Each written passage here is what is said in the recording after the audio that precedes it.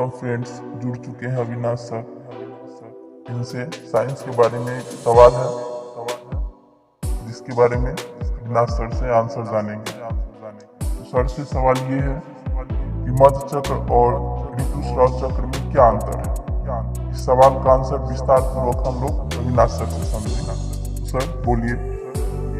Welcome, स्वागत है।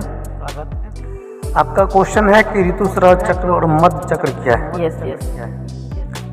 देखिए, ऋतुस्राव चक्र जो है वो बंदर, गुरिल्ला और मनुष्य में होता है, मनुष्य जाति में होता है जी। बंदर, गुरिल्ला और मनुष्य जाति की जो फीमेल हैं उनके अंदर ये, जिसको लोग महीनवारी, माहवारी या फिर क्या बोलते हैं उसको हम मासिक कहते हैं।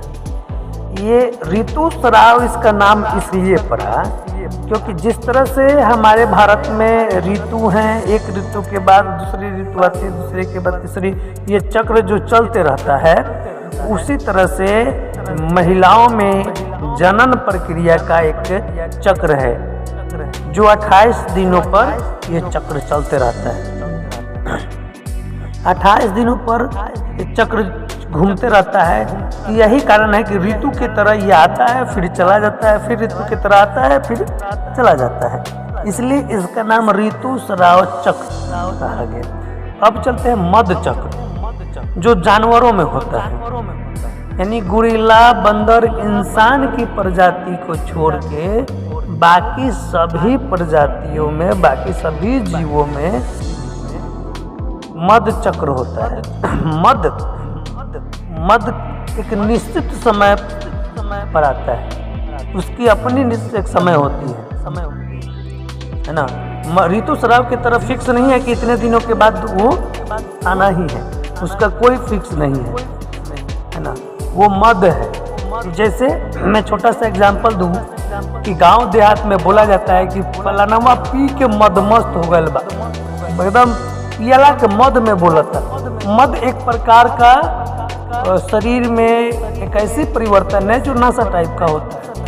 उसी तरह से गाय, भैंस, बकरी इत्यादि में ये मध्य चक्र होता है। कभी कभी आपने देखा होगा कि गाय 5-5 बरस तक, 4-4 बरस तक वो गाभिन होबे नहीं करती है ना, या फिर वो उसको मध्य चक्र नहीं आता है।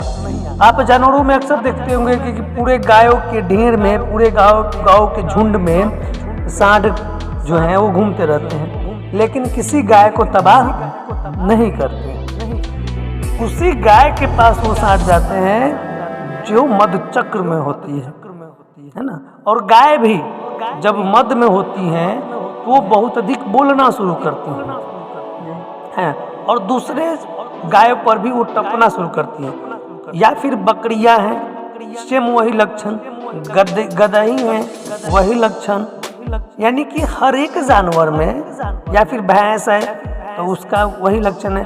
पूरे भैंसों के झुंड में अगर भैंसा है फिर भी किसी भैंस को परेशान नहीं करेगा, लेकिन जब कोई भैंस मध्य चक्र में आ गया है, उसके अंदर मध्य चक्र शुरू हो गया है, तो वो भैंस खुद दूसरे भैंस पर टपना शुरू करेगी, प्लस बोलना शुरू करेगी, जिससे वो सांड भैंसा जो है उसके पास ऑटोमेटिक आ जाता है और उसके पीछे हो लेता है।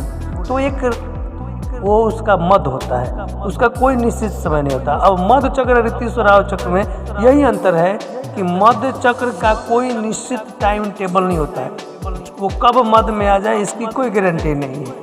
लेकिन ऋतुस्राव चक्र में निश्चित है कि 28वां दिन ये पीरियड आना ही है। फिर ये बीत गया, फिर 28 दिन के बाद वो उनको फिर पीरियड होना है, फिर 28 दिन के बाद फिर पीरियड होना है। लेकिन गाय में या भैंस में ऐसा नहीं है, जानवरों में ऐसा नहीं है। अगर अभी वो मध्य में है, अगर उसके साथ जो है संयोग की क्रिया नहीं हुई तो निश्चित नहीं, कोई निश्चित नहीं है कि फिर वो कब मध्य में आएगी, कोई गारंटी नहीं। यही अंतर है ऋतुस्राव चक्र और मध्यस्राव चक्र। हमको आशा है कि सभी दर्शकों को बहुत अच्छी तरह से मध्य चक्र और ऋतुस्राव चक्र और सभी विद्यार्थियों को अच्छी तरह से समझ में